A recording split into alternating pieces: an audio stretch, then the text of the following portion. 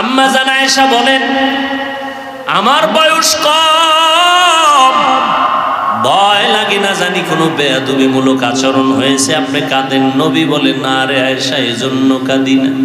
তো নবী কেন কাঁদেন? নবী বলেন, আমার দুঃখের জিন্দেগি তুমি পাও নাই। আমার একটা কষ্টের জীবন ছিল, আমি মা বইলা কাউকে ডাক দিয়া পাই নাই, আব্বা বলে ডাক দিতে পারি নাই। আমার এই কষ্টের সময় আমার একজন আপন বন্ধু ছিল, আমার আপন বান্ধবী ছিল, আমার বিবি খাদিজা। ওই খাদিজার কথা যখন মনে পড়ে আমি চোখের পানি ধরে রাখতে পারি না রে আয়েশা। দীর্ঘ 40টা বছর আমি হেরা পাহাড়ে যাইয়া যাইয়া আল্লাহর ধ্যান করতাম, আর এই খাদিজা মহিলা মানুষ হেরা পাহাড়ের উপরে উঠা নিচে নাইমা আমার জন্য নাস্তা পৌঁছায় দিত। রাস্তা নাই, কিছুই নাই, এত কষ্ট খাদিজা করছে। যখন আমার আরবে কেউ আমার বন্ধু নাই, চতুর্পার্শ্ব থেকে আমাকে হত্যা করার ষড়যন্ত্র করে, ওই সময় খাদিজা তার জীবনের কামাই করার সব সম্পদগুলো আমারে হাদিয়া দিয়ে দিছে। অতএব আমি আয়েশার, ও আয়েশা, যখন খাদিজার কথা মনে পড়ে চোখের পানি ধরে রাখতে পারি না। ও যুবক বাবারা, ও বৃদ্ধ বাবাজিরা, ও পর্দার আড়ালের আম্মা জানেরা, কয়দিন আর দুনিয়ায় বাঁচবে? আল্লাহর কাছে তওবা করে নেন রে বাবা। আল্লাহর আযাবের ভয় বড় ভয়ঙ্কর। আমার নবী যার কোনো গুনাহ নাই, আম্মা জান আয়েশা বলেন, নবীরে দেখি আমার ঘরে আবার একদিন কান্না করেন। আমি বললাম, নবী কাঁদেন কেন? নবী বলেন, হাসরের ময়দানের ভয়ঙ্কর অবস্থার কথা মনে পড়েছে। আমার উম্মতের কি উপায় হবে, এই চিন্তায় আমি কান্না করতেছি। ও নবী, কি উপায় হবে, কেমন হবে হাসরের ময়দানের ভয়ঙ্কর অবস্থা? নবী বলেন, আয়েশা, এই জমিনটা হবে হাসরের মাঠ, আর এই জমিন মানুষগুলো উলঙ্গ নারী পুরুষ আল্লাহর আদালতে দাঁড়াবে। সূর্যটা মাথার উপরে চলে আসবে, সূর্যের গরমে মাটির জমিনটা তামা হয়ে যাবে। অন্যদিকে জাহান্নামের আওয়াজ, জাহান্নামের আওয়াজে হাসরের ময়দানটা থরথর করে কেঁপে উঠবে। ওদিকে আমার আল্লাহ রাগান্বিত আওয়াজ দিবেন, লিমানিল মুলকুল ইয়াউম লিল্লাহিল ওয়াহিদিল কাহ্হার। আমার আল্লাহ এমন রাগান্বিত আওয়াজ দিবেন, সাথে সাথে হাসরের মানুষগুলো বেহুশ হয়ে যাবে। নবীদের কোনো গুনাহ নাই, তারাও কান্না শুরু করবেন। আদম নবী কাঁদবেন, মুসা নবী কান্না করবেন, ঈসা নবী কান্না করবেন, ইব্রাহিম নবী কান্না করবেন। উম্মতেরা পাগলের মতো দৌড়াবে, নবীদের কাছে কেউ সুপারিশ আর করবে না। ঘুরতে ঘুরতে উম্মতগুলো শেষ পর্যন্ত ওরা আমাকে তালাশ করবে।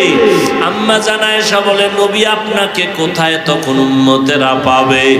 নবী বলেন, ও আয়েশা, সবাই যখন কান্নায় বিভোর, আমি তখন আমার মাওলা পাকের কুদরতের সামনে মাকামে মাহমুদে সিজদায় পড়ে কান্না করব। এখন কি বুঝলেন? কথা একটা বলে দিছি। আসলে যে নবী রহমতের নবী, তো ওই জন্য কথার মধ্যে দয়া বেশি। কথার মধ্যে কি দয়া বেশি। নবী বললেন, আমাকে অস্বীকারীরা জান্নাতে যাবে না। তো অস্বীকারী কারা? সাহাবায়ে কেরামের প্রশ্নের জবাবে নবী বললেন, যারা আমার অনুসরণ করে তারা জান্নাতে যাবে। এখন আপনারা বলেন, নবী বললেন যারা আমার অনুসরণ করে তারা কোথায় যাবে? এবার বিপরীত কথা কি দাঁড়ায় বলেন? যারা অনুসরণ করে না তারা, এই পণ্ডিতেরা, আপনারা তো মনে করেন আমগো হুজুরগো মধ্যে কোনো বুদ্ধি শুদ্ধি কিছু নাই, আমরা বোকা। আপনারা অনেক বুদ্ধিমান। আলহামদুলিল্লাহ, আপনারা বুদ্ধিমান, আরো বুদ্ধি আল্লাহ দিক, আমরা দোয়া করি। আর আমাদেরকে বোকা বইলে যদি আপনি একটু শান্তি পাইতে থাকেন, আর আমরা তো বোকাই, নাইলে আপনি আমাদের গালি দেন, এরপরও সালাম দেই। বোকা না হইলে সালাম দিতাম। আমাদের বিরুদ্ধে এত লেখা লেখেন, তারপরও আমরা গালি দেই না। আপনারা কি করেন তাও জানি, তারপরও কোনো প্রতিবাদ করি না, দেখলে সালাম দেই, হাসি মুখে কথা বলি। বোকা না হইলে তো এটা সম্ভব না।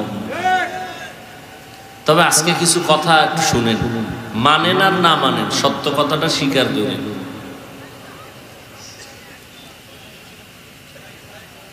সাহাবায়ে কেরামের প্রশ্ন ছিল, ইয়া রাসূলুল্লাহ, আপনাকে মানে না তারা কারা?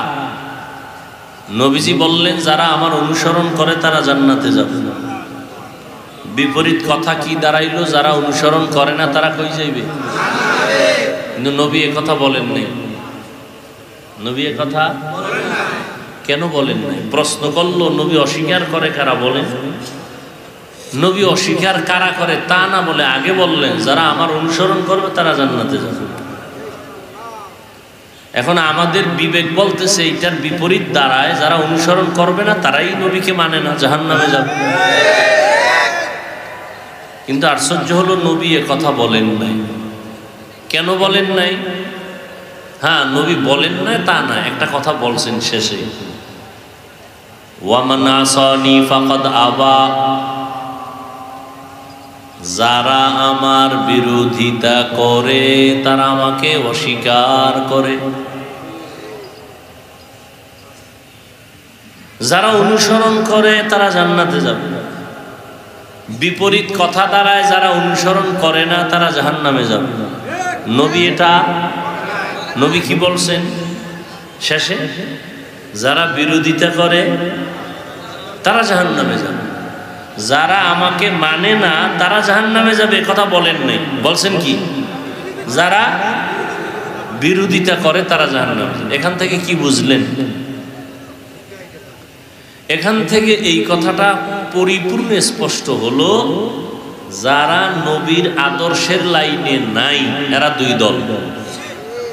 এরা কয় দল? দুই দল। এক দল আগ্রহী আর এক দল বিদ্রোহী। এক দল আর এক দল, আরো সহজ শব্দে বলি, এক দল দরদি আর এক দল বিরোধী। একটা উদাহরণ দেই।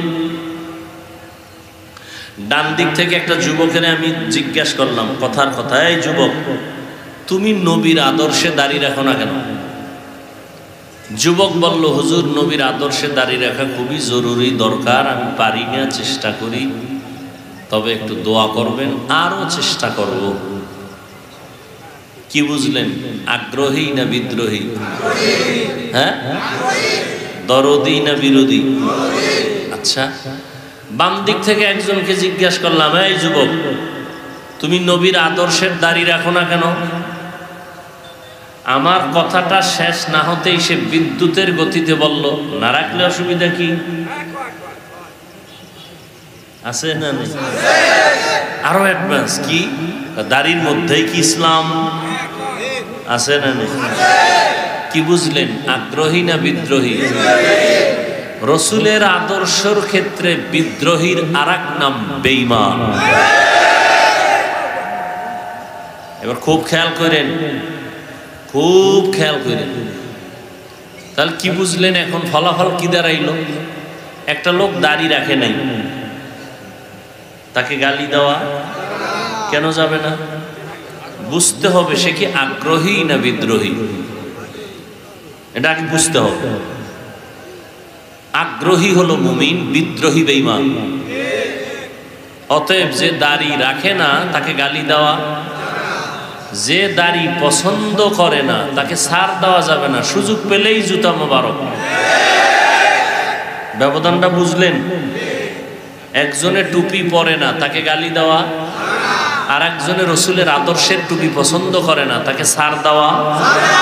একজনে নামাজ পড়ে না তাকে গালি দেওয়া, আর একজন নামাজকে পছন্দ করে না, তাকে ছাড় দেওয়া। একজন আগ্রহী আর একজন আগ্রহী মুমিন, বিদ্রোহী বেঈমান। যে বলে দাড়ি না রাখলে অসুবিধা কি, প্রকারান্তরে বেঈমান। যে বলে টুপি না পরলে অসুবিধা কি, টুপির মধ্যেই কি ইসলাম, দাড়ির মধ্যেই কি ইসলাম, পোশাকের মধ্যেই কি ইসলাম, প্রকারান্তরে সে বেঈমানের কাতারে আছে। আগ্রহী না বিদ্রোহী? কোন বাঘের বাচ্চা থাকলে দাঁড়াও, পিছনে তো খুব জারো, বহু এলেম নিয়ে ঘুরো। কয় কোনো পীর মানি না, কোনো মাওলানা মানি না। কি মানো? কয় হাদিস মানি। আর কি মানি? কোরআন মানি। তাহলে বুখারী শরীফের আরবি একটা হাদিস কও। কয় আব্বাও পারে না আরবি, আমিও পারি না। তো তুমি কি পারো? কয় বাংলা পারি। এই তোমার হেড অন, এটা নিয়ে তুমি আলেমের চোখে দেখতে পারো না।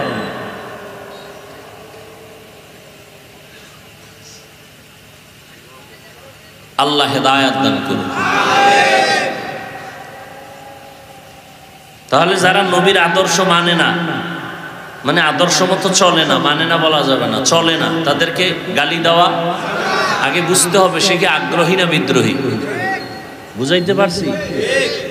এই কথাটা তো এখন মোটামুটি অনেকের মধ্যে একটা নতুন আওয়াজ।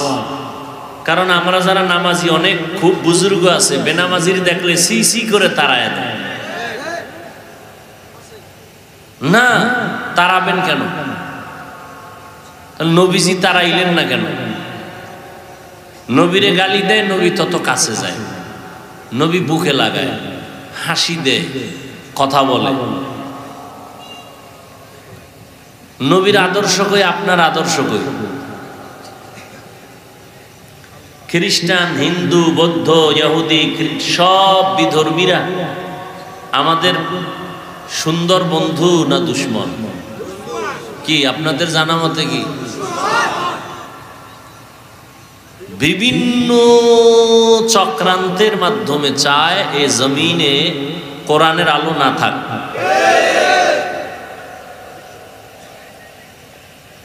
এই বিষয়ে আপনার কি ভূমিকা আছে হযরত? উত্তরবঙ্গে ধরে ধরে মানুষ টাকা দিয়ে কাদিয়ানি বানায়, পঞ্চগড়। এ বিষয়ে আপনার পদক্ষেপ কি? আমার ওই বিষয়ে পদক্ষেপ নাই। তো আপনার পদক্ষেপ কি? আমাকে তাবলীগ বন্ধ করতে হবে, এটা পদক্ষেপ। আপনার পদক্ষেপ তাবলীগ বন্ধ করবেন না, আপনার পদক্ষেপ চরমনাই বন্ধ করবেন, আপনার পদক্ষেপ খাঁটি আল্লাহওয়ালাদের মিশনকে বন্ধ করবেন। নানুপুর এই পীর আউলিয়ার লাইনে যারা আছে এটা বন্ধ করবেন। আপনি বেঈমানের বিষয় কোনো চিন্তা নাই, আপনি মুমিনদের মধ্যে ফিতনা ছড়াইতেছেন না, এই আপনার মিশন। আল্লাহ হেদায়েত দান করুন।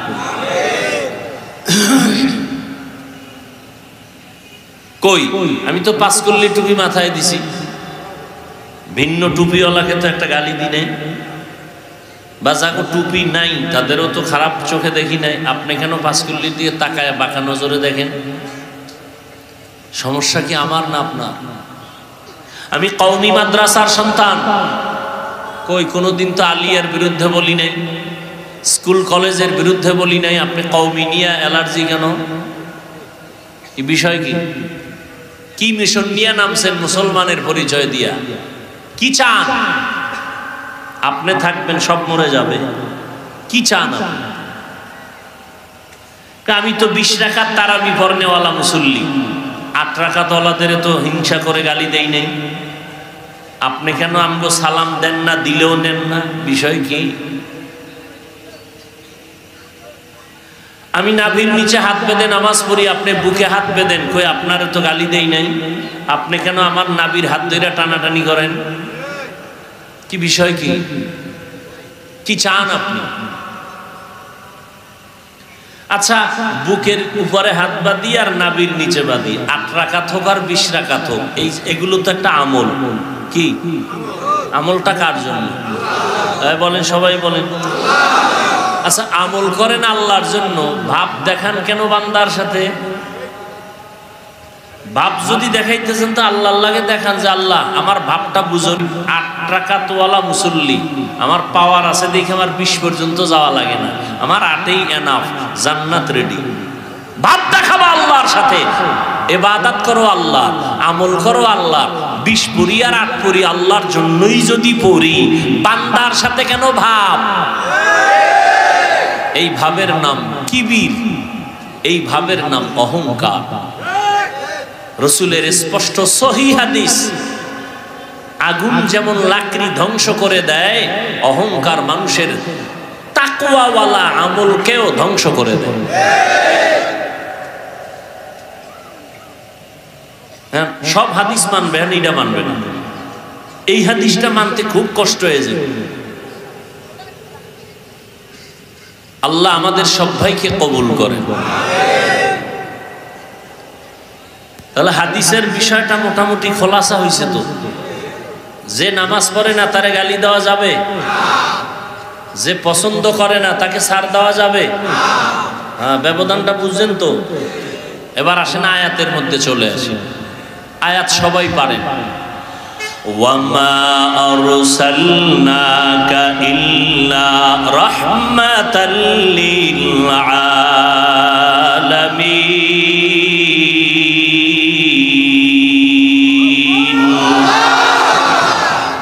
এবার খেয়াল করেন আল্লাহ কি বলেন, হে রাসূল আমি আপনাকে দুনিয়াতে পাঠাই নাই। কথা শেষ না আরো আছে? কিন্তু আমি আপনাকে পাঠিয়েছি জগৎ সমূহের জন্য রহমত হিসেবে। কথা বুঝেন, চিল্লাচিল্লি করবেন না, এটা চিল্লাচিল্লির ময়দান না। বাতিলের বিরুদ্ধে আমরা যখন মাঠে নামবো তখন চিল্লাইবেন। এখন হইলো কথা নিবেন, বুঝবেন। কথা বুঝার চিন্তা করলে চিল্লাইলে কথার খেয়াল থাকে না, ছুটে যায়।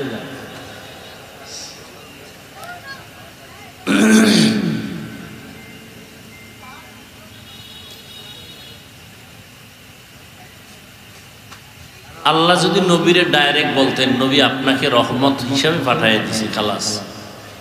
প্রথম বললেন আপনাকে পাঠাই নাই, এরপরে বলেন হ্যাঁ পাঠিয়েছি জগৎ সমূহের জন্য রহমত করে। ঘুরাইয়া বললেন কেন? ফাইলুল হাকিম লা ইয়াখলু আনিল হিকমাহ। হাকিমের কাজ হিকমত থেকে খালি না, জ্ঞানীদের কাজ জ্ঞান থেকে শূন্য না। আল্লাহ কেন বললেন নবী আপনাকে পাঠাই নাই? হ্যাঁ পাঠিয়েছি জগৎ সমূহের জন্য রহমত করে। এর একমাত্র কারণ দুনিয়ার সমস্ত মানুষের জেহেনকে আল্লাহ পাক খালি করে দিলেন, নবীরে পাঠাই নাই। এই কথায় জেহেন খালি করে নাও, এবার নতুন করে কথাটা ঢুকাও। আমার নবীরে আমি শুধু রহমত হিসাবে পাঠাইলাম, তার মানে নবীর শুরু শেষ পুরাটাই রহমত। রহমত ছাড়া নবীর মধ্যে আর কিছুই। এই জন্য নবীর প্রথম কথা সব উম্মতরা জান্নাতে যাবে। আর আল্লাহর প্রথম কথা গরম। প্রথম কথা কি? ওয়াল আসর, আসরের শপথ। ইন্নাল ইনসানা লাফি, নিশ্চয়ই সমস্ত দুনিয়ার মানুষ জাহান্নামী। কার কথা? নরম না গরম? গরম। কিন্তু আল্লাহর মধ্যেও নরম আছে, ওইটা পরে। ইল্লাল্লাযীনা আমানু, কিন্তু যারা ঈমান আনবে তারা জাহান্নামী না। আর আমার নবীর পুরাটাই রহমত। এজন্য নবীর প্রথম কথা কুল্লু উম্মতি ইয়াদখুলুনাল জান্নাহ, সব উম্মতগুলো জান্নাতে যাবে। সব উম্মত। আমরা গাঁজাখোরেরাও যাবনি, কয় থাম। আমরা বেনামাজিরাও যেমনই কয় দাঁড়া, আমি রহমতের নবী, রহমতের কথা বলছি, কিন্তু আছে আমার কথায়ও ইল্লা মান আবা, যারা আমারে মানে না, আমার আদর্শ মতো চলে না, বিরোধিতা করে, তারা না। যারা আমার সুন্নতের বিরুদ্ধাচরণ করে তারা না। কইমান যে আনছি কি উপায়, কয় ঠিক আছে জান্নাতের দরজা খোলা, তবে কিছু জুতার বাড়ি আছে খাওয়ার পর। বেতের বাড়ি ছাড়া জান্নাত পাওয়া যাবে না। রহমতের নবীর জিন্দেগি পুরাটাই রহমত। বলে কেমন রহমত? আমার নবীর 63 বছর হায়াত। কয় বছর? এই কথাটা নতুন শুনছেন? আচ্ছা, নবীর যদি 63 বছর হায়াত হয়, তাহলে বোঝা গেল নবী একদিন দুনিয়াতে আইছেন। কথা হয় না? আওয়ার দিন থেকে তো একটা হিসাব হয়েছে না, দুনিয়ার শুরু থেকে হিসাব। তার নবীর যে 63 বছরের হিসাবটা প্রথম দিন ধরছে কোন দিন থেকে? জন্মদিন না? এটারে বলে মিলাদুন নবী। কি নবী? তাহলে 63 বছরের শেষ সীমানায় যখন থামছে, বোঝা গেল ওখানে একটা স্টেশন আছে। আচ্ছা, স্টেশনটা হঠাৎ করে ব্রেক হয়ে গেল কেন? 63-তে গিয়ে থামলো কেন? বোঝা গেল নবী দুনিয়ার থেকে ইন্তেকাল। কথা কয় না? তো যারা কয় নবী মরে নাই, বোঝা গেল তাহলে 63 বছর হায়াত নাই। নবীর হায়াত আজীবন, কিয়ামত পর্যন্ত নবীর হায়াত। 63 বছর কও কেন? 63 তো হইছে এই জন্য যে একদিন দুনিয়াতে জিন্দা অবস্থায় আসছেন, একদিন দুনিয়ার জমিন থেকে আল্লাহর রাসূলকে আল্লাহ মৃত্যু দিছেন, দিয়া কবরে রওজা মুবারকে নিছেন, আবার আল্লাহর রূহ রাসূলকে দিছেন, কবরে আল্লাহ পাক জিন্দা করে দিছেন। তাহলে দুনিয়ার হায়াত কত নবীর? 63 বছর। বুঝেন কিছু? আচ্ছা, নবীর 63 বছর পরে ইন্তেকাল হইছে না? জানাজা হইছিল না? বলেন বলেন, না জানলে চুপ থাকবেন, জানলে বলবেন হ্যাঁ জানি। জানাজা হইছে না? হইছে। আপনাদের ধারণা কি জিন্দা মানুষের জানাজা হয়? হ্যাঁ, পৃথিবীতে এমন কোন নজির আছে, কোন প্রমাণ আছে যে জিন্দা ব্যক্তির জানাজা হইছে? যার শরীর থেকে দেহ থেকে রূহ আলাদা,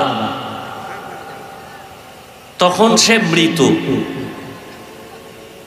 আল্লাহ কোরআনে বলেন ইন্নাকা মাইয়িতুন, ইন্নাকা মাইয়িত, ইন্না নিশ্চয়ই, কা হে রাসূল আপনি, মাইয়িত।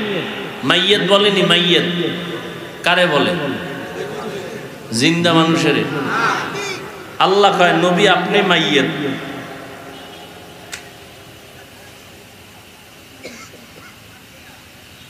হুদা পেস লাগাইব, ঝগড়া করব, ফেতনা ছড়াইব, নবী মরে নাই, কারা কইছে মরে গেছে, এলে কিলাকিলি বাজাও, সালাম দিবা না, আত্মীয়তা করবা না, কত বাজে কথা। মানুষ নামাজ পড়ে না, নিয়ে কোনো বয়ান নেই। মানুষ রোজা রাখে নাই, যে রোজার মাস গেল, কত মুসলমান রোজা রাখে নাই। কি এরকম কোনো আশেক নাই? আবার একদল রোজা রাখছে ঠিকই, কিন্তু তারাবি ভরে নাই। কি নাই? আবার একদল তারাবি ভরছে ঠিক, পুরাটা ভরে নাই। নাই? কেউ ভাই পড়লেন পুরাটা বললেন না কেন? কয় ঘুমের ভিতরে হযরত ওমরের সাথে আমার ঝগড়া লাগছিল, এই জন্য পুরাটা ভরি না, রাগ কইরা। কেন? কয় ওমর কইছে 20 রাকাতের আইন, এই জন্য আমি ওমরের মানি। তো কারে মানেন? কয় আমি মুহাম্মদের মানি, শেষ নবীরে মানি, ওমরের মানি না। নবীকে তোর মতো বেয়াদব জমিনে দ্বিতীয়টা আর কেউ হতে পারে না।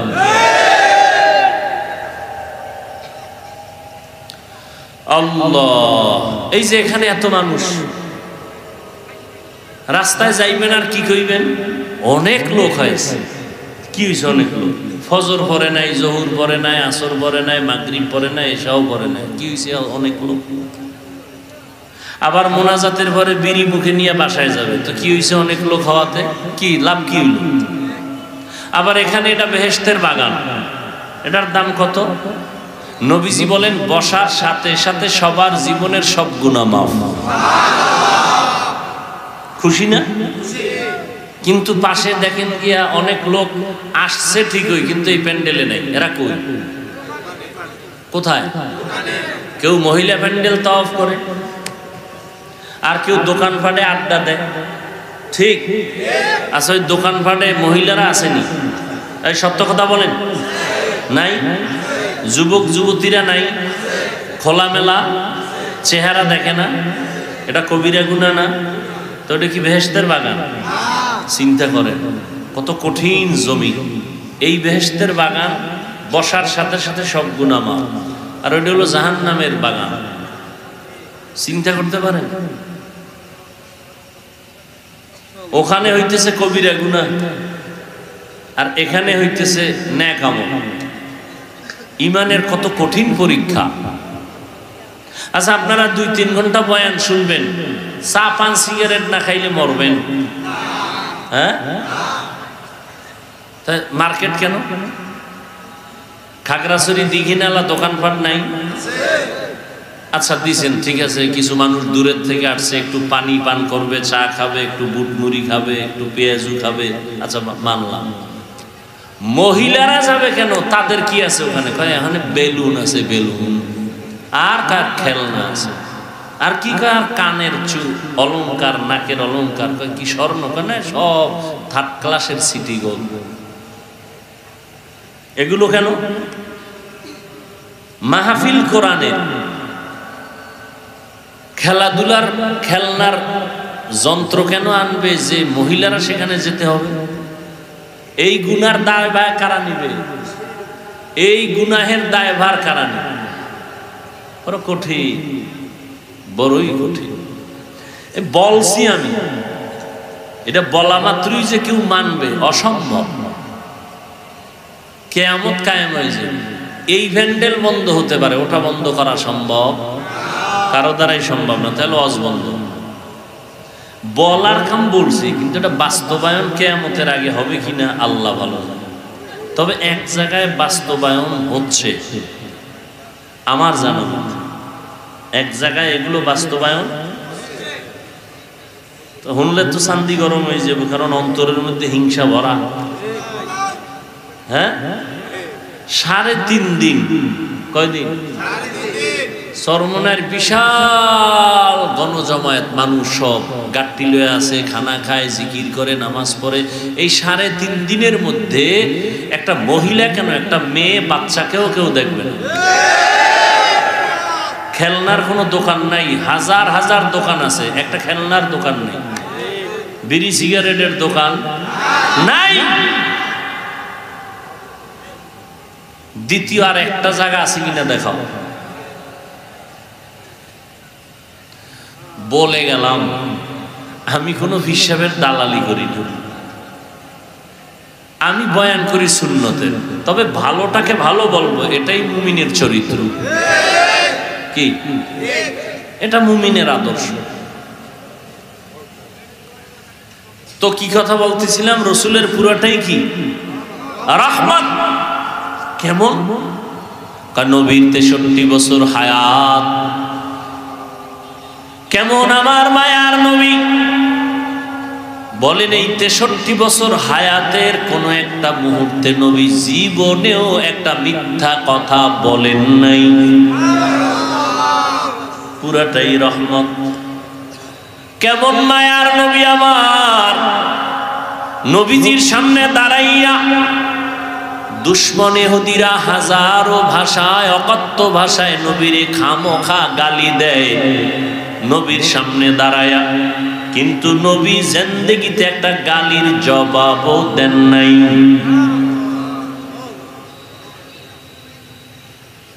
আরো কঠিন কথা, কেমন মায়ার নবী আমার! যেই নবী জিন্দেগিতে কোনদিন এক মুহূর্তের জন্য দুটো চোখ গরম করে কারো দিকে তাকান নাই, চোখ গরম করে তাকান নাই। ওই উম্মত, নবী কই তুমি কই? আহ, ওগো নবীর উম্মতেরা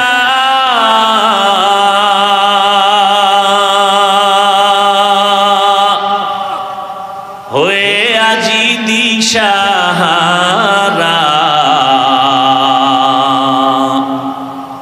কোরআন হাদিসের চলো যখন যাহা চায় মনে,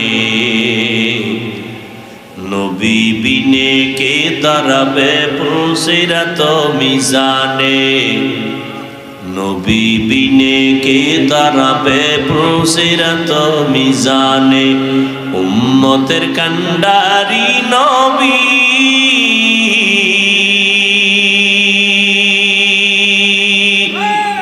কাঁদছেন উম্মতের লাগি, এখনো কাঁদেন নবীজি শুয়ে মদিনার পানে, নবী বিনে কে দাঁড়াবে পুলসিরাত মিজানে, নবী বিনে কে দাঁড়াবে পুলসিরাত মিজানে। কেমন মায়ার নবী পেয়েছো রে যুবক, চিনলি না কপাল বড় খারাপ। তুমিও নবীর উম্মত, আমিও নবীর উম্মত। তোমার আল্লাহ আমার আল্লাহ দুই, তোমার নবী আমার নবী। ও যুবক, তোমার কাবা আমার কাবা, তোমার কোরআন আমার কোরআন, তোমার ধর্ম আমার ধর্ম, তোমার কালেমা আমার কালেমা, তোমার নবী আমার নবী এক। তুমিও যেই নবী মানো আমিও সেই নবী মানি, তুমিও যে আল্লাহ মানো ওই আল্লাহকে আমিও মানি। কিন্তু তোমার আজকে বয়ান করব কেন? বয়ান তো বিধর্মীরে করা দরকার। তুমি তো কোরআন মানো, হাদিস মানো, আল্লাহ মানো, কিয়ামত মানো, কাবা মানো, কালেমা মানো, ধর্ম মানো, সব তুমি স্বীকার করো। তোমাকে বয়ান করব কেন? বয়ান করব এই পাহাড়ি অঞ্চলের মধ্যে যারা মুসলমানদের উপরে মৃদু আঘাত করে ঈমানের উপরে, তাদের কাছে বয়ান করব। খ্রিস্টানদের গির্জায় গিয়া বয়ান করব, হিন্দুদের মন্দিরে গিয়া বয়ান করব। ওখানে যাওয়ার সময় নাই। 12 মাস কুত্তার মতো তোমার পেছনে দৌড়ায় আলেম ওলামারা, তাবলিগওয়ালারা দৌড়ায়, পীর সাহেবরা দৌড়ায়। 12 মাস কুত্তাও এমন দৌড়ায় না আমরা যেই পরিমাণ দৌড়াই। এরে যুবক, তুমিও যেই নবীর উম্মত আমিও সেই নবীর উম্মত। তোমার ইসলাম আমার ইসলাম, তোমার কালেমা আমার কালেমা এক। অথচ আমি টুপি না দিলে লজ্জা পাই, তুমি টুপি মাথায় দিতে লজ্জা পাও। তুমি কত ভিআইপি মুসলমান। আমি দাড়ি কাটতে লজ্জা পাই, তুমি দাড়ি রাখতে লজ্জা পাও। আমি মসজিদে না ঢুকলে লজ্জা লাগে, তোমার মসজিদে ঢুকতে গেলে লজ্জা লাগে। তুমি কেমন মুসলমান? হাসিয়া হাসিয়া কথা উড়াইয়া দিস না, মরার আগেই টের পাবি কত ধানে কত চাল। এরে যুবক, আমি তোমাকে এই কথা বলবো না, তোমার ভয় নাই।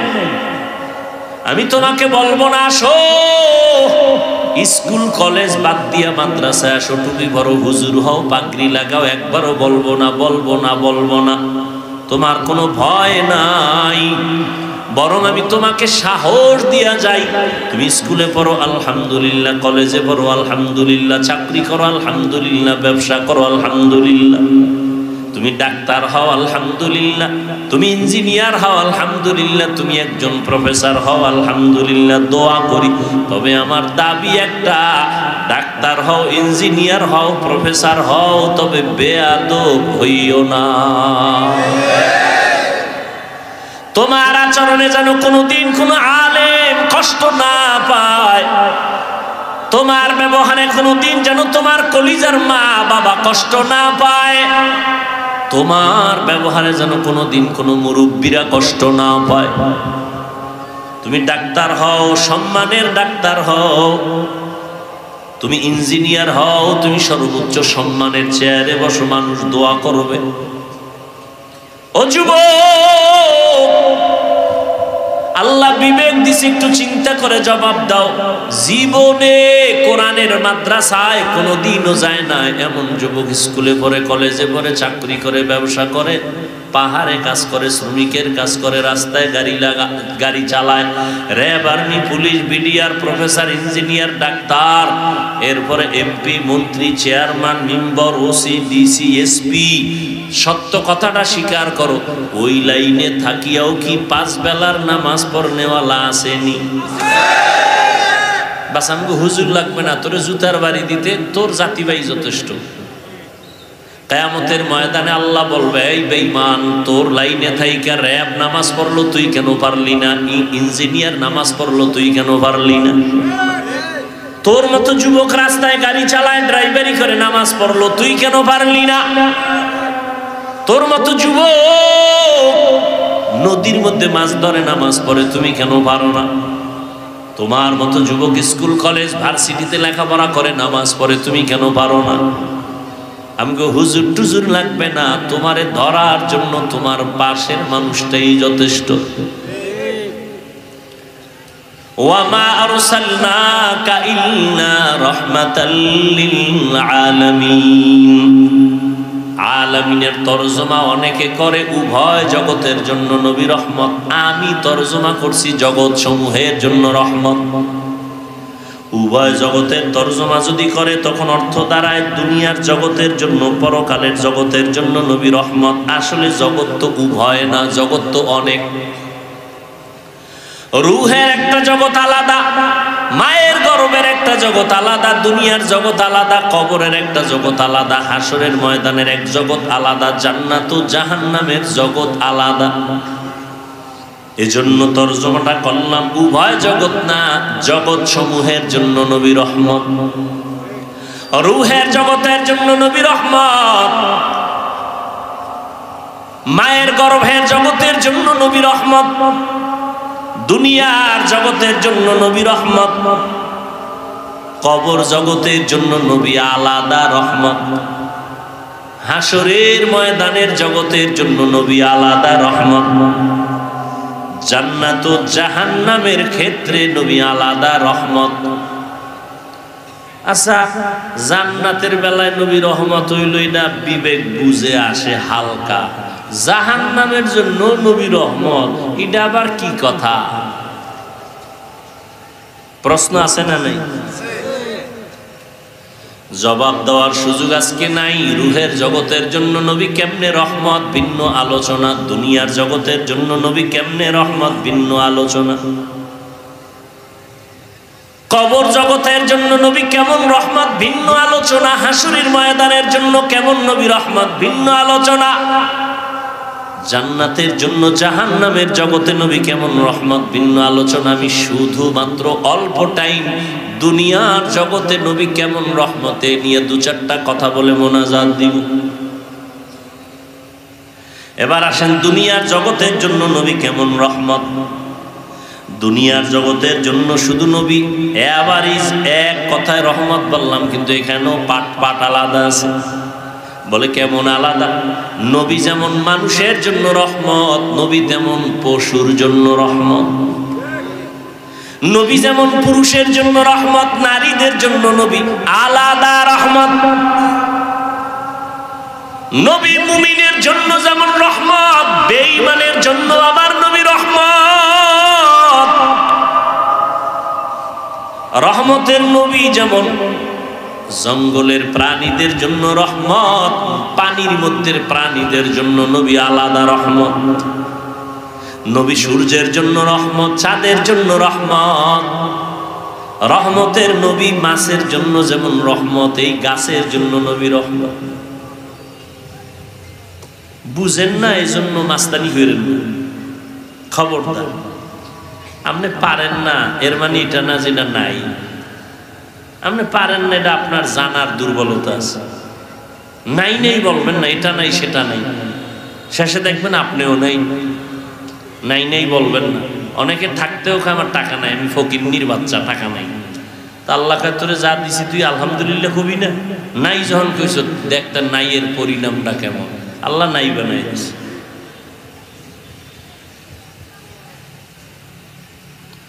রহমতের নবী জমিনের প্রাণীদের জন্য যেমন রহমত, উড়ন্ত পাখিদের জন্য নবী রহমত, গর্তের পিপিলিকার জন্য নবী রহমত। দুনিয়ার জগৎ এমন একটা মুহূর্ত চলতেছে, ঈসা নবী নাই, মুসা নবী নাই, মুহাম্মদ নবী আসবেন বহুদিন পর, মাঝখানে কেউ নাই, মুরব্বী নাই। গোটা দুনিয়ার মানুষগুলো চূড়ান্ত খারাপ হয়ে গেল। সামাজিকতা বলতে কিচ্ছু নাই, মানবতা বলতে কিছু নাই, সব পশুত্বের চরিত্রে চলে গেল। এর মধ্যে যত খারাপ যত খারাপ যত খারাপ, এর মধ্যে সব থেকে পৃথিবীর ইতিহাসে চূড়ান্ত খারাপ হলো মক্কার মানুষগুলো। এরা এত খারাপ কেন? বলে এই মক্কা নগরীতে একটা সুন্দর আল্লাহ ঘর বানাইছেন, বাইতুল্লাহ। এমন একটা ঘর, যে ঘরটার দিকে শুধু তাকায়া থাকলে আমল নামায় সওয়াব।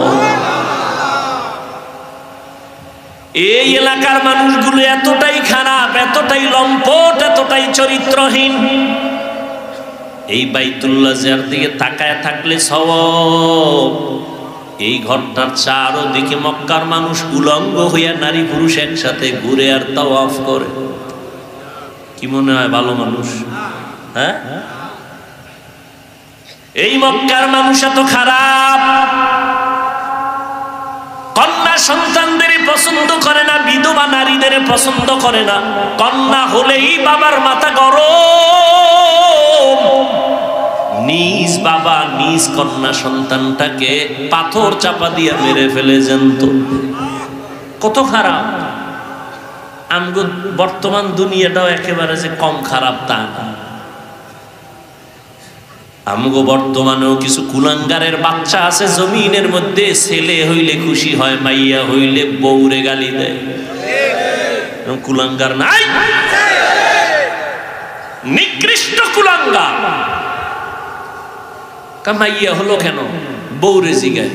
বউ কি করছে? তোমার দেওয়া জিনিসটা বউ আমানত রাখছে, বউরে পুরস্কার দাও। দিছো তুমি, তো দোষ হইলে তোমার হইবে, বউর কি দোষ?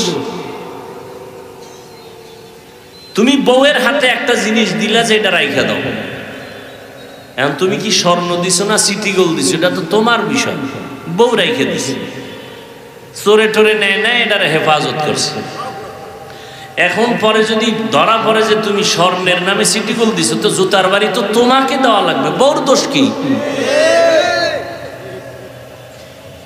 আল্লাহ কারো দোষ না, সব ক্ষমতার মালিককে।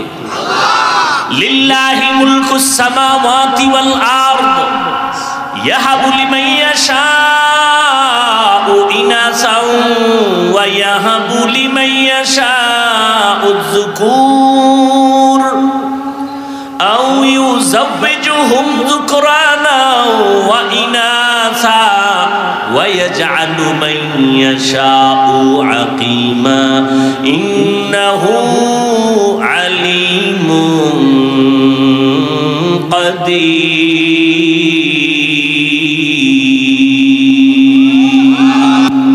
আল্লাহ বলেন আসমান জমিনের ক্ষমতা আমার হাতে, আমি তার মালিক। আমি কাউকে চাইলে ছেলে দেই, কাউকে মেয়ে দেই, কাউকে দোনোটা দেই, কাউকে কোনোটাই। ক্ষমতা কার? কাদের কুদরত দারি বর কামাল আন্তা রব্বি আন্তা হাসবি জুল জালাল তুহি কাদের জলিলুল্লাহ জাহাদার বহর হালে তুহি মেরা নিগাহদার। এরে আল্লাহর বান্দারা, রহমতের নবী এই জায়গায় আসেন। চূড়ান্ত খারাপ মানুষ। খাগড়াছড়ি এলাকার মধ্যে এরকম কোন চরিত্রহীন মানুষের আড্ডা কোন জায়গায় আসেনি? নাই? এলাকার হুজুরেরা সব এক হয়ে গেছে, এটারে দূর করা দরকার। কেমনে? বড় হুজুর কয় কেউ যাওয়া যাবে না, ওই লাইনের কিছু হাফ মেন্টাল আছে, ওরাও ওদের মতো বেরিয়ে নেয়। এলাকার থেকে ওদের ডাকো, ডাইকা কয় তোমরা আগে একটু খবর নাও, ওখানের কি হালাত। কয় হুজুর আপনি যান। কয় না, পরিবেশ আগে তৈরি করো, আমি হুজুর গেলে সবাই বলবে হুজুর কেন জায়গায় গেছে। ওই লাইনের যারা একটু আছে এগো আগে পাঠাও, পরিবেশ তৈরি হলে হুজুর যাবে। কথা ঠিক না? আপনারাও বলবেন হুজুর ইয়ে বেশ্যা পাড়ায় গেল কেন? অথচ পৃথিবীর নিকৃষ্ট চরিত্রহীন খারাপ মানুষ, যুবক যুবতীদের বিয়ার সিস্টেম নাই, যেখানে সেখানে যৌবনের আদান প্রদান করে, জন্ম হয় বাচ্চা, বাচ্চা হওয়ার পরে ওই বাচ্চার মা বাচ্চা কোলে নিয়ে জীবনে বাচ্চা হওয়া পর্যন্ত যতজনের সাথে আকাম করছে, জিনা করছে, সবটিরে দাওয়াত দেয়, দাওয়াত দিয়ে লাইনে দাঁড় করাইয়া ওই মেয়েটা যদি বলে এই বাচ্চার বাবা এই ছেলে বীর্যনার ভিতরে এইজন, ওদিন থেকে হইল এই বাচ্চার বাপ। কে কইতইব? বাচ্চার মা কইলইব যে হ্যাঁ এইটা এর বাপ। কতটা খারাপ! আমগো বর্তমান অবস্থাটা কম খারাপ না। বাবা তার আপন মেয়েটারে হোটেলের মধ্যে ঢুকাইয়া কয় আজকের রাতের জন্য তুই আমার কাছে স্ত্রীর মতো। নাউজুবিল্লাহ আসে না? আমার সোনার বাংলার তাজা খবর, কোন দেশে আসরে মুসলমান মা বাবা সন্তানের জবাই করে, সন্তান মা বাবাকে জবাই করে। এখন তো জবাই করাটা কেমন যেন হাতের ময়লার মতো হয়ে গেছে। কুত্তা মারলে কষ্ট লাগে, মানুষ জবাই দিতে কষ্ট পায় না।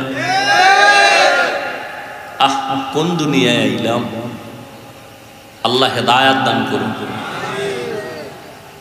দেখছেন এত খারাপ মানুষের মাঝে পাঠাইছেন কারে? পৃথিবীর শ্রেষ্ঠ নবীরে পাঠাইছেন, যার কোনো তুলনা। যেই নবীর চেহারা দেখলে পেটের ক্ষুধা থাকে না, যে নবীর কদম যেখানে দেয় সেখান থেকে দীর্ঘ বছর মেশকের ঘ্রাণ, যেই নবীর ঘাম থেকে মেশকের ঘ্রাণ, সেই নবীকে একটা নাপাক জায়গায় পাঠাইলেন, নাপাক মানুষের মধ্যখানে আসলো পৃথিবীর ফুটন্ত গোলাপ। আল্লাহর সিস্টেমটা কেমন চিন্তা করেন। রহমতের নবী আসছেন, আইসা আস্তে আস্তে বড় হইয়া দেখে অমুক খারাপ, যে না চলে, বেবিচার চলে ওপেন। নবী সিসি কইয়া তাড়াইয়া দেয় না, তাদের সাথে হাসি মুখে কথা কয়, কাছে টানে, আপন বানায়। কি ওয়াজ শুনবেন? এডি ওয়াজ এর নিজের জীবনে বাস্তবায়ন আসেনি তো দাবি করেন আপনি আশেকে রাসূল, আর যদি কন না আমার ভিতরে হিংসায় ভরা, তা আপনি নবীর আশেক হবেন দূরের কথা, মানুষই হইতে পারেন না। রহমতের নবী কাছে টানেন, নবীর ব্যবহারে পুরা মক্কার চরিত্রহীন মানুষগুলো এখন এতটাই ভক্ত হয়ে গেল, যদিও নবীরে মুরব্বী মানে না, কিন্তু আমানতের টাকা গোপনে নবীর হাতে রাখে, মুহাম্মদের থেকে খেয়ানত হবে না। ওদিকে নবীর মা নাই, কেমন আল্লাহ পরীক্ষায় ফালাইছে, নাইসা আব্বা বলিয়া ডাক দিতে পারেন না আমার নবী। যেই নবী দোয়া করলে উহুদ পাহাড় স্বর্ণ হয়ে যায়, সেই নবী কত কষ্ট করছে জীবনে। মায়ার নবী এত কষ্ট করেছেন, রহমতের নবী আমার 40টা বছর পর্যন্ত কোনোদিন কাউকে বলে নাই নামাজ পড়ো, কালেমা পড়ো, জিকির করো, তেলাওয়াত করো। বুঝেন, প্রত্যেকটা পয়েন্টে পয়েন্টে বয়ান, উপদেশ। আপনি রাস্তায় একজনের পাইছেন না, চিনেন নাই লোকটার বাড়ি, করে সালামালাইকুম দিয়েই কইলেন এই বে আপনার দাড়ি নেই কেন? এরকম পণ্ডিত আসেনি? রসুলের আদর্শ কি আর আপনার আদর্শ কি? লোকটারে আগে সালাম দিবেন, এরপরে পরিচয় দিবেন, মহব্বত তৈরি করবেন। আপনি যে কইলেন আপনি দাড়ি রাখবেন, আপনার কথা মানবে কিনা এটা আগে রেডি করছেন নি? ফাইজলামি করেন, চালাকি করেন না। একটা লোককে বয়ান করার আগে মাহওয়াল তৈরি করতে হবে যে আমার কথাটা মানবে কিনা, সেই অবস্থা তৈরি করতে হবে। এরপরে কেমনে বুঝাই কত কথা, রাত্র বেশি। ইউসুফ নবীর যখন জেলখানায় নিয়ে গেছে, অন্যায়ভাবে নিছে না? কথা কয় না? দোষ করছে জুলাইখা, চাপায়া দিছে ইউসুফ নবীর উপর, অপবাদ দিয়ে জেলে নিয়ে গেছে। ইউসুফ নবীকে আর কি করা, কষ্ট আছে কপালে। জেলখানায় বইয়া হের সাথে আরো 2 যুবক ঢুকছিল, ওরাও আসামি। বাদশার খাদেম দোনোটা, বাদশার কি খাদেম। এই দুইটায় স্বপ্ন দেখছে, ইতিহাস কোরআন শরীফে আছে। দেখে এখন ব্যাখ্যা কি, এখন খুঁজে টুইজে ইউসুফ নবীরে পাইছে, এই লোকটার চেহারা সুন্দর, আমল করে, খুব নরম, এরে গেছে। আমাকে একটু স্বপ্নের ব্যাখ্যা শোনান। এই স্বপ্ন দেখছি। ইউসুফ নবী এখন কয়, তোমরা কোথা থেকে আসছো, কি হালাত, সব পরিচয় নিয়া এইবার এখন ইউসুফ নবী যা বলবে তাই তারা মানতে কি রাজি না? এই যে একটা সুযোগ পাইছে, নবীজি ব্যাখ্যা দেওয়ার আগে এইবার কিছু বয়ান দিয়ে দিলেন। এক আল্লাহর ইবাদত করো, বুঝেননি নাকি? আওয়ার লগে লগে নবীজিরে কইছে ব্যাখ্যা দেন, ব্যাখ্যা বাদ, নামাজ পড়নি না, দো ভাগ ভাগ, বেনামাজির গুল্লি মারি, কিসের ব্যাখ্যা, ভাগ, আমার দরবারে বেনামাজির জায়গা নেই। ইউসুফ নবীর আদর্শ কি? কইছে ভাগ। খালি কান সুখ করবেন, অজে কিছু শিখবেন না, এটা কেমনে হয়? বেনামাজিরে তারায় দেন কেন? তারে আপন বানাইছেননি। লাথি মারার গুণটা অর্জন করেছো, বুকে লাগাবার গুণটা কি অর্জন করতে পারো নাই রে মুহাম্মাদের উম্মত? বদনাম গাওয়ার গুণটা অর্জন করেছো, প্রশংসা করার কি গুণটা অর্জন করতে পারো নাই? মদিনার আশিক বদনাম গাইতে পারে, প্রশংসা আইয়ে না, মুহাম্মাদের আশিক। जिंदगी में बंदगी तू करना है, जिंदगी में बंदगी तू करना है, जिंदगी में बंदगी शर्मिंदा है, जिंदगी बे बंदगी शर्मिंदा है। খারাপ লাগে? ঘুমায়নি? ঘুমায়। যদি কেউ কয় ঘুমায়, ও তাজা মিথ্যাবাদী। মোবাইল যেদিন থেকে আসছে ওদিন থেকে বাঙালির ঘুম রাতের বেলা জবাই হয়ে গেছে। সারাটা রাত মোবাইল নিয়ে কবিরা গুনাহ করে কাটাইছো রে যুবক। 40 বছর পর্যন্ত তোর চেহারা থাকবে গোলাপের মতো ফুটন্ত সুন্দর। আজকে তোর 25 থেকে 27 বছর চেহারাটা কার্টুন কার্টুন ভাব কেন? আলো নাই কেন? উজ্জ্বলতা নাই কেন? মায়া লাগে না কেন চেহারার দিয়ে তাকাইলে? এর একমাত্র কারণ আমার আল্লাহ তোর উপরে বেজার, মা বাবা বেজার, সারা রাত্র মোবাইলে কবিরা গুনাহ করেছো। ঘুমের ঘরে আজরাইল আইনি, তোমার ঘরে যদি আইয়া দেখে তুমি গানের তার কানে লাগাইয়া শুইয়া রইছো। বেঈমানেরে বুঝাইলে একটু কম সময় লাগতো, তুমি মুসলমানের বাচ্চাকে বুঝাইতে কষ্ট হয় কেন? আমার দুনিয়া মে হো দুনিয়া কা তলবগার না হো,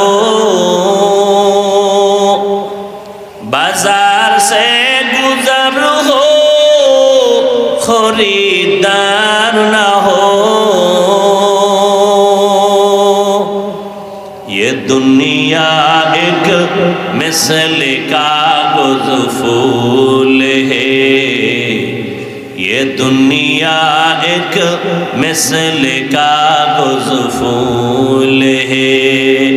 जिंदगी में बंदगी तू कर नहीं, जिंदगी में बंदगी तू कर नहीं, जिंदगी में बंदगी शर्मिंदा है, जिंदगी में बंदगी शर्मिंदा है। ও যুবক, ১৫০০ বছর আগে নবী কি কইছে জানোনি? বুড়ারা নবীর বিরোধিতা করছে। নবী কয় যুবকেরা আমি মুহাম্মদের উপকার করেছে। যুবকেরা নবীর উপকার করেছে, বুড়ারা বিরোধিতা করেছে। তার মানে কি আপনারা? আর এক বুড়া বেহা হয়ে গেছে, আমরা বিরোধিতা করি নবী। ওই সময়ের বুড়া আবু জাহাল নবীর দুশমন, বৃদ্ধ আবু লাহাব বুড়া নবীর বন্ধু না দুশমন? ওদিকে যুবক নবীর কলিজা দেয়। 7 বছর 10 বছর 12 বছরের বয়সের হযরতে আলী নবীর হাতটা ধইরা কয়, ও চাচতো ভাই, এখন আমি তোমার ভাই না, নতুন ভাবে ঈমান আইনা এখন হয়ে গেলাম সাহাবী। কয় বছরে? 7, 10, 12। হযরত আলী এখন নবীর সাহাবী। কিছুদিন পরে হবে নবীর জামাতা। নবী বলেন, আলী আমার হাতে হাত লাগায়া দাম বাড়ছে কত জানো? আনা দারুল হিকমাহ ওয়া আলিউন বাবুহা, আমি মুহাম্মদ হলাম ইলম ও হিকমতের ঘর, আর এই জ্ঞানের বাতির ঘরের একমাত্র দরওয়াজা আমার আলী। কেমন আল্লাহ তাকে দাম দিলেন। হিজরতের রাতে নবীর বিছানায় কে আছে? কে আছে? আলী, আর কেউ নাই। এরে নবীর আশেক যুবকেরা নবীর উপকার করেছে। ও যুবক বাবা, তুমি যদি নবীর সুন্নাত মানো, তোমার স্কুল বন্ধ হবে না, কলেজ বন্ধ হবে না, চাকরিও ছাড়তে হবে না, ব্যবসাও বন্ধ করা লাগবে না। মনটারে তৈরি করিয়া নেও। কয়দিন আর যৌবনের বাহাদুরি করবা, কয়দিন আর হায়াতের গ্যারান্টি দিবা। এই রমজানের ঈদে কত যুবক লাশ হইয়া চলে গেল। এমন একটা দিন নাই যুবকের লাশের খবর নাই, পানির নিচে যুবকের লাশ। তোমাদের এই পাহাড়িয়া অঞ্চলে কত না দুর্ঘটনা ঘটে, আমরা মাঝে মাঝে খবর পাই, ঠিক নি? ওই এক যুবকের জবাই করলো, গোশতগুলো খুইলা খুইলা তারপরে নিয়ে গেল। ও যুবক রে, কয়দিন আর দুনিয়ায় বাজবা? ও আল্লাহর বান্দারা, আমরা টুপি পরলাম, নবীর মোহাব্বতে দাড়ি রাখলাম, নবীর আদর্শের কারণে জামা পরলাম, জীবনে স্কুলের বারান্দায় যাই না, কোনো সরকারি সার্টিফিকেট নাই। ও যুবকেরা, মাওলা জ্ঞান দিছে, একটু চিন্তা কর। আমাদের সার্টিফিকেট না থাকার কারণে বল আমরা না খাইয়া মরে গেছি, সম্মান কমেছে। মহামারী করোনা, স্কুল বন্ধ, কলেজ বন্ধ, চাকরি বন্ধ, ব্যবসা বন্ধ, সব বন্ধ। রেল বন্ধ, ট্রেন বন্ধ, বাস বন্ধ, ফ্যাক্টরি বন্ধ, সব বন্ধ। তাকাইয়া দেখ, আমার মাওলার কুদরত, একটা কোরআনের মাদ্রাসাও বন্ধ হয় না। তোমরা করোনায় মাস্ক লাগাইছো, ট্রিপল মাস্ক। ছেলে দুইটা শিক্ষিত কুলাঙ্গার, পানির লাইন বন্ধ, খানার লাইন বন্ধ।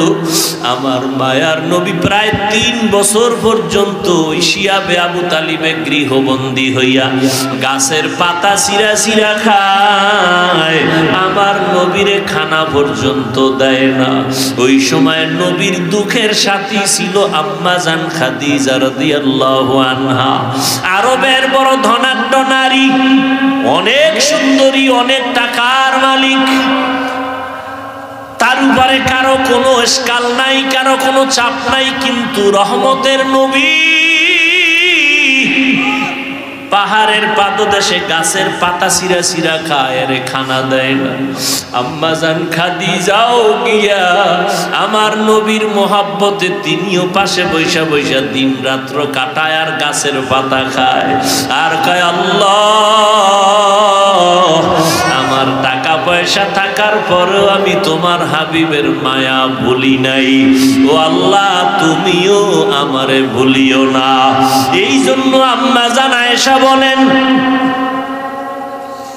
আম্মা জান আয়েশা বলেন, আমি মাঝে মাঝে দেখতাম আমার মায়ার নবী আমার হুজরার মধ্যে বসে মাঝে মাঝে নবী গুনগুন করে কান্না করতে। আমি ভয় পাইয়া যাইতাম, আমি বলতাম, নবী আপনি কেন কাঁদেন? আমি আয়েশা বেয়াদবি করছি নাকি? নবী বলে, আয়েশা তুমি বেয়াদবি করবা কেন? বলেন, ইয়া রাসূলুল্লাহ, আমার বয়স অনেক কম, 6 বছর বয়সে আপনার সাথে আমার বিয়া হয়েছে। কয় বছর? চিন্তা করেন কিছু।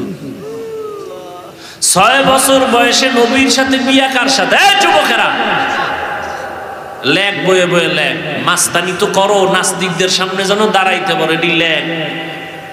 আম্মা জান আয়েশার সাথে নবীর বিবিদের মধ্যে একমাত্র কুমারী বিবিকে আয়েশা।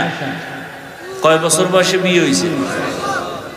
জুতার বাড়ি দিয়ে জিজ্ঞাসা করা দরকার ওই বেঈমানের বাচ্চাগুলোকে, যারা রসুলের উপরে যৌবনের অপবাদ দেয়। এবার রসুলের যৌবনের তাড়নায় যদি বিয়ে করে, তাহলে 6 বছর মাইয়া কি বিয়ে করছে রসুল? বেঈমান কোথাকার।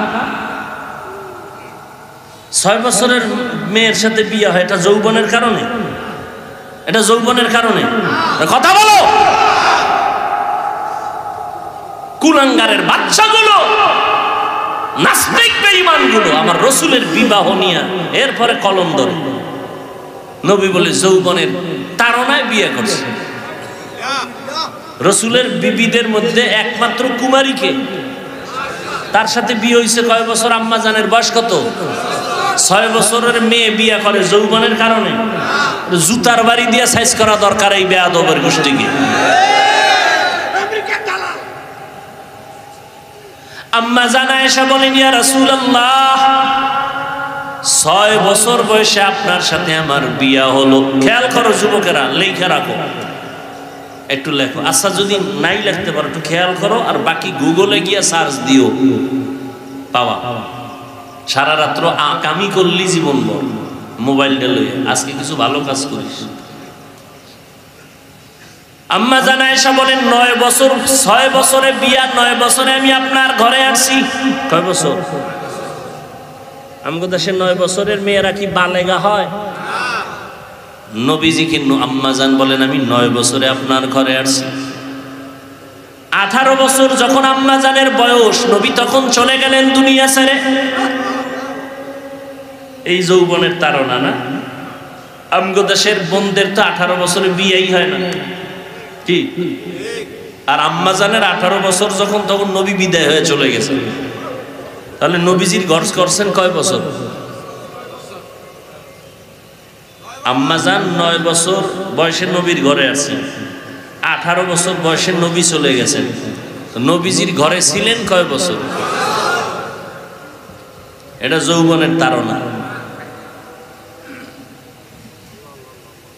আম্মা জান আয়েশা বলেন, আমার বয়স কম, ভয় লাগে না জানি কোনো বেয়াদবিমূলক আচরণ হয়েছে, আপনি কাঁদেন। নবী বলেন, না রে আয়েশা, এজন্য কাঁদি না। তো নবী কেন কাঁদেন? নবী বলেন, আমার দুঃখের জিন্দেগি তুমি পাও নাই, আমার একটা কষ্টের জীবন ছিল, আমি মা বইলা কাউকে ডাক দিয়া পাই নাই, আব্বা বলে ডাক দিতে পারি নাই। আমার এই কষ্টের সময় আমার একজন আপন বন্ধু ছিল, আমার আপন বান্ধবী ছিল, আমার বিবি খাদিজা। ওই খাদিজার কথা যখন মনে পড়ে আমি চোখের পানি ধরে রাখতে পারি না রে আয়েশা।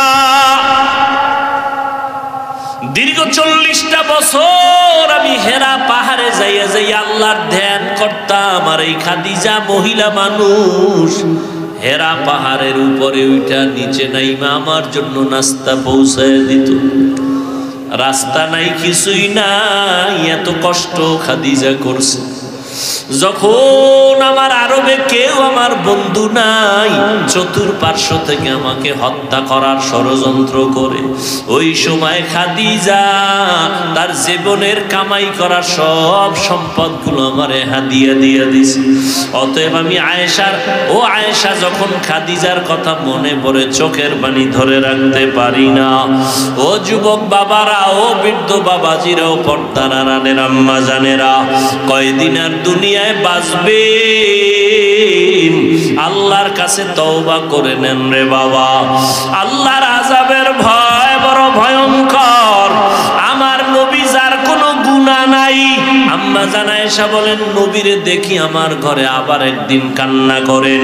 আমি বললাম নবী কাঁদেন কেন? নবী বলেন হাসরের ময়দানের ভয়ঙ্কর অবস্থার কথা মনে পড়েছে, আমার উম্মতের কি উপায় হবে এই চিন্তায় আমি কান্না করতেছি।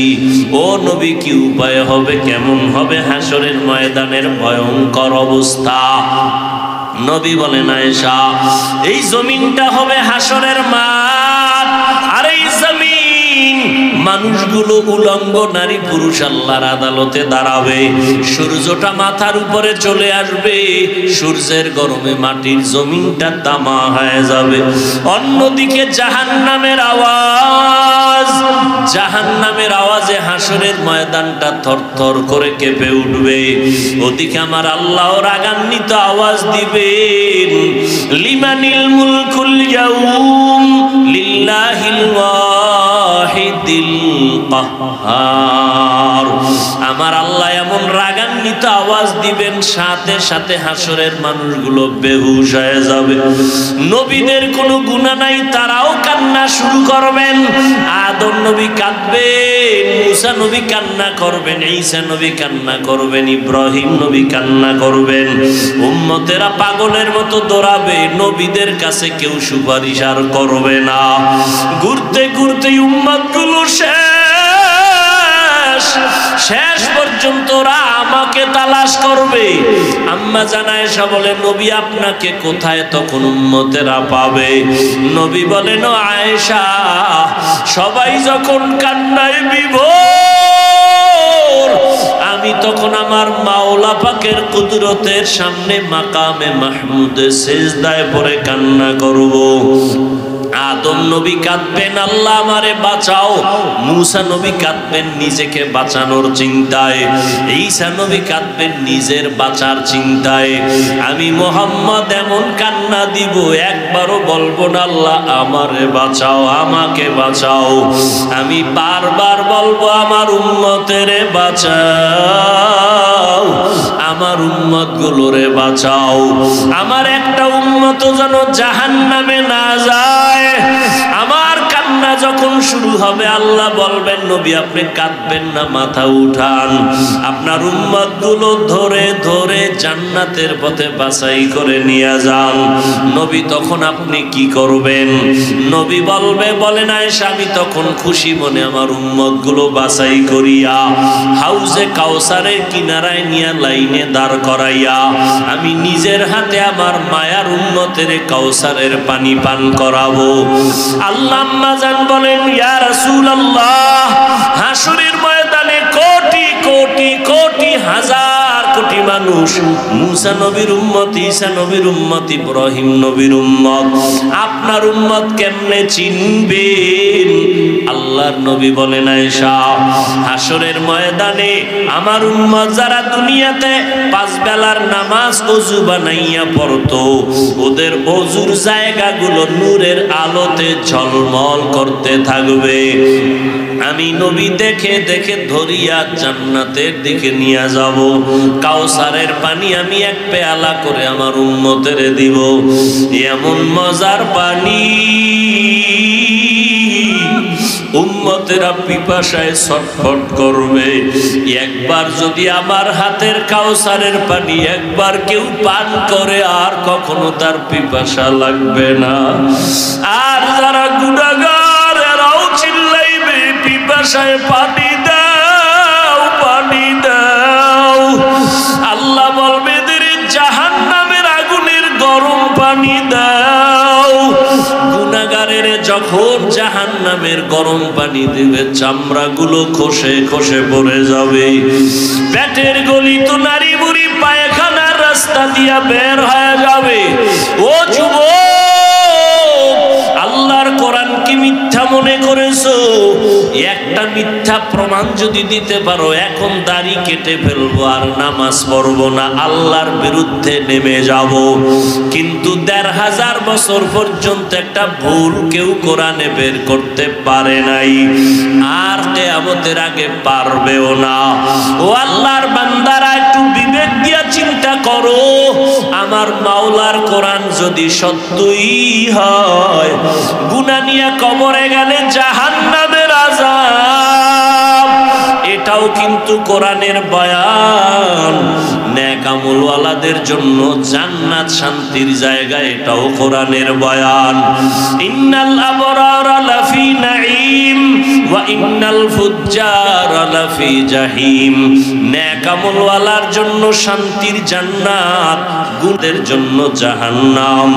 ও যুবক বাবারা, বৃদ্ধ বাবাজিরা, পর্দার আড়ালের মা বোনেরা, আমরা যারা নবীর তরিকা মানিয়া চলি, কই আমাদের সম্মান কমে নাই? না খাইয়া মরি নাই। আল্লাহর শুকর, দুনিয়ার সব লাইনের মানুষ আমাদের মহব্বত করে, সম্মান করে। ও যুবক বাবা, তুমি ডাক্তার হও, ইঞ্জিনিয়ার হও, যাই হও না কেন, নামাজ ছাড়িও না, মা বাবার সাথে বেয়াদবি করিও না। দুনিয়ার গরম সহ্য করা যায় না, গুনাহ নিয়ে গেলে জাহান্নামের গরম কেমনে সহ্য করবা? এখনো সময় আছে, তওবা করে নাও। মনে মনে আমার মালিকের ডাকো, হে মালিক, এই ময়দানে গুনাহগার আর কেউ নাই, মনের বুঝাও রে মন। আমার মতো যুবক যদি স্কুল কলেজে পড়িয়া নামাজ পড়ে, আমি কেন পারবো না? চাকরি করে, আমি কেন পারবো না? র্যাব, আর্মি, পুলিশ, বিডিআর জনপ্রতিনিধির দায়িত্বে থাকিয়াও যদি নামাজ পড়ে, আমি কেন পারি না? আল্লাহ বুঝি বেজার হয়ে গেল, মা বাবার অভিশাপ লাগলো। এখনো সময় আছে, তওবা করে নাও। হায়াতের মালিক আল্লাহ, ইজ্জতের মালিক আল্লাহ, রিজিকের মালিক আল্লাহ। ওই আল্লাহর গোলামি ছাড়বা না। জীবনে যত নামাজ ছাড়লা, বেপরদায় চললা, দাড়ি কাটলা, এখন থেকে তওবা করে নাও। মা বাবার দোয়া নিয়া চলবা, উলামায়ে কেরামের পরামর্শ নিয়া, নবীজির সুন্নাত অনুযায়ী চলবা। যেই জায়গায় থাকো, যেই লাইনে থাকো, নামাজ ছাড়বা না, দাড়ি কাটবা না, বেপরদায় চলবা না। তওবা করার মতো যদি অন্তর তৈরি হয়, মুনাফিকি না থাকে, খাঁটি তওবার নিয়তে দুটো হাত আল্লাহকে দেখাইয়া দাও। আয় আল্লাহ, হাতগুলো কবুল